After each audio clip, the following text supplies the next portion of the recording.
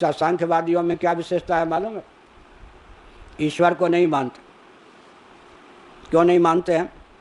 ईश्वर को मानेंगे तो हमें वैराग्य जल्दी नहीं होगा, ईश्वर के पक्षपाती बन जाएंगे। ईश्वर को न मानने के पीछे उनके मन में ईश्वर के नाम पर ही, अब देखिए ना बिहारी जी वृंदावन में कितने चटोरे हो जाते हैं,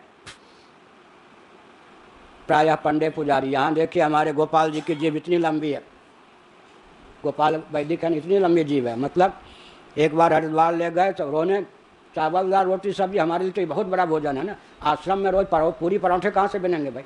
हम सेठों के गुलाम बनेंगे? हमारे यहाँ तो कुंभ की बात है। अब रोवे बैठ के हमने कहा भोजन क्यों नहीं करते?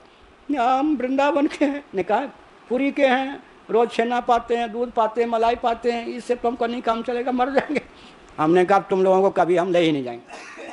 तब से पूरी वालों को हम बाहर कोई काम के लिए नहीं ले जाते, वो रोएंगे, भूखे मर जाएंगे। उनकी जीव जो है जगन्नाथ जी के कारण 75 फीट लंबी है। भगवान के नाम पे चटोरे बन गए या नहीं? भगवान के नाम पे चटोरे बन गए या नहीं?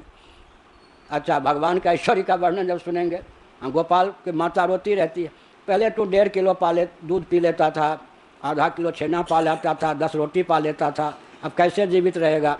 यहाँ जब एक दिन भोजन करेगा तो माँ फ़ोन करती है, मरेगा भूखे, घास पात खा के जीवित रहेगा, यहाँ आ जा घर में। तो इसका मतलब क्या हुआ? अब भगवान के नाम पर रसिक चटोरे बने हुए जीवों की कमी है क्या? इसलिए गौड़ी संप्रदाय वाले भगवान को बढ़िया भोग लगाते थे, लेकिन स्वयं बेझर की रोटी मधुकरी में मिली हुई रोटी पाते थे। या जो मधुकरी में रोटी मिले, महाराज अपने अनुकूल इसको बना लो, हमारे पास तो बेझर की रोटी। गौड़ी संप्रदाय वाले जो पुराने थे, भगवान के नाम पे चटोरे कभी नहीं बने। एक महात्मा मधुकरी में रोटी लेकर आए ब्रजवासियों के यहाँ से, भगवान श्री कृष्ण को भोग लगाया। उन्होंने कहा कि, भगवान ने कहा, अरे भैया तो इसमें नमक तो कम से कम डाल दिया कर, बेझर की रोटी के साथ हमको चटोरा बनाओगे तुम? हम ब्रजवासियों के यहाँ से रूखी रोटी लाते हैं, कल हम कहेंगे कि नमक दे दो, परसों तुम कहोगे सब्जी नहीं है, दाल नहीं है, तुम्हारे नाम पर हम चटोरा नहीं बनेंगे, खाना हो तो खाओ, भोग लगाओ नहीं तो नहीं। भगवान ने कहा तुम्हारा त्याग ठीक है। तुम्हारे त्याग पर हम प्रसन्न हैं, समझ गए?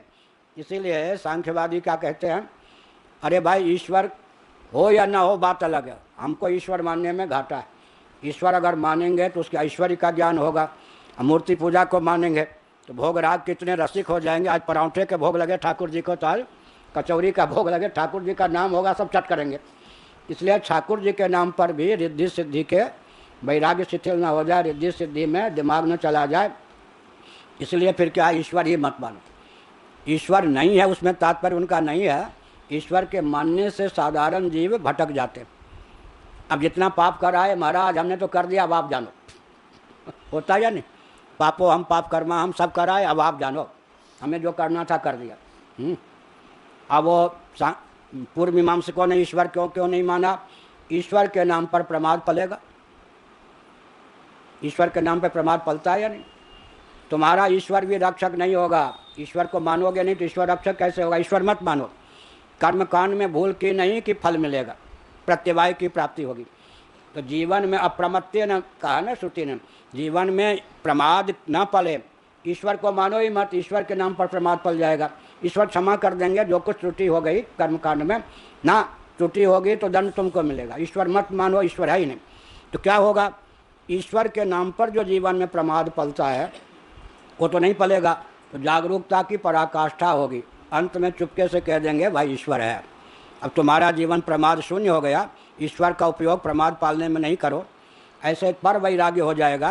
तो कहेंगे थोड़ा योगियों के पास चले जाओ, अर्थात ईश्वर को मान लो। इस प्रकार से वैराग्य में ईश्वर के नाम पे त्रुटि ना आवे और जीवन में ईश्वर के नाम पे प्रमाद न पले। इसलिए सांख्यवादी वैदिक होने पर भी ईश्वर को नहीं मानते और पूर्व मीमांसक वैदिक होने पर भी ईश्वर को नहीं मानते। हाँ, आजकल आप ही हैं सांख्य वाले। ईश्वर को आप मानते हैं या डालमा को मानते हैं? सुनिए, बहुत अच्छा प्रश्न किया। भगवान शंकराचार्य के प्रादुर्भाव के पहले, उनकी भाष्य रचना के पहले, छह जो दार्शनिक हैं आस्तिक वेद प्रमाणवादी, ये सब अपने अपने प्रस्थान के अनुसार मोक्ष मानते थे, उनके अनुयायी भी थे। सांख्य प्रस्थान के अनुसार मोक्ष के पक्षधर, योगा प्रस्थान के अनुसार मोक्ष के पक्षधर, वैशेषिक प्रस्थान के अनुसार मोक्ष के पक्षधर, नैयायिकों के अनुसार मोक्ष के पक्षधर, पूर्व मीमांसा के अनुसार कर्म से मोक्ष के पक्षधर, उत्तर मीमांसा के अनुसार मोक्ष के पक्षधर। शंकराचार्य ने जब भाष्य लिख दिया तब बुद्धि के सूक्ष्मता के लिए इन सब का उपयोग रह गया। इनसे मोक्ष होता है ये मान्यता ही खत्म हो।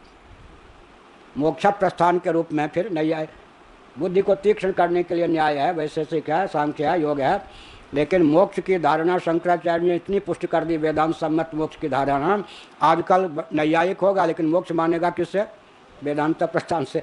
मीमांसक होगा लेकिन वो कहेगा कर्मकांड की बात है, भाई हमारा विषय कर्मकांड।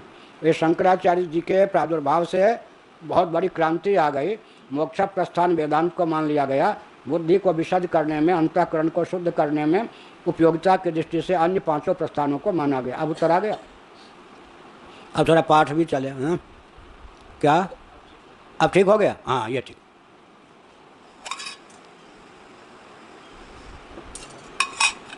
किसने बताया ये सब? पूज्य गुरुदेव। जिन्होंने बताया उनका नाम ना ले तो नरक मिलता है, पाप लगता है। कल हमने बताया ऋषिकेश जी को, भागवत में ज्ञान खल शब्द का प्रयोग हुआ। ज्ञान खल, और एक होता है ज्ञान चोर। ज्ञान खल किसको कहते हैं? अधिकारी के मिलने पर भी ज्ञान ना दे वो ज्ञान खल, अपने साथ लेके मरेगा वो ज्ञान खल।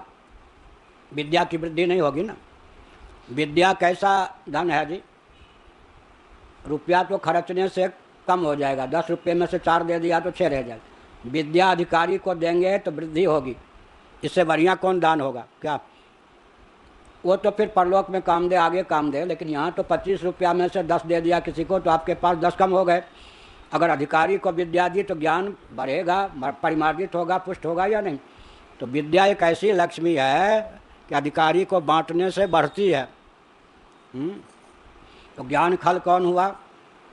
देवकी जी का वर्णन आया, साक्षात भगवान गर्भ में थे, लेकिन कंस के कारागार में निबद्ध होने के कारण, कमरे में रहने के कारण, जैसे कोई दीपक कमरे में हो, किवाड़ बंद हो तो बाहर उसका प्रकाश नहीं आता, इसी प्रकार देवकी जी की मुख मुद्रा, क्या साक्षात भगवान उनके गर्भ में थे, हजारों व्यक्तियों के तारने में उनके मुख मुद्रा उनका दर्शन हेतु बनता, लेकिन कमरे में बंद, कंस के कारागार में बंद।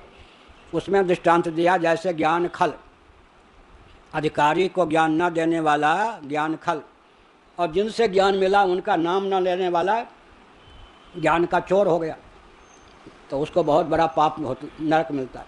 ये सब जो मैंने बताया कि सांख्यवादी ईश्वर को क्यों नहीं मानते, इसी प्रकार से पूर्व मीमांसक क्यों नहीं ईश्वर को मानते हैं, इन सब का वास्तविक उत्तर हमने जो दिया वो पूज्य गुरुदेव धर्म सम्राट स्वामी करपात्री जी महाराज ने हमको ये सब ज्ञान दिया, उन्हीं का प्रसाद मैंने दिया। तो ऋषियों का नाम लेने पर, ज्ञानदाता गुरुओं का नाम लेने पर कृतज्ञता व्यक्त होती है। कृतज्ञता व्यक्त होने पर जो विद्या है वो टिकती है। तो यह इसी पे लंबा चल पड़ा। यह संसार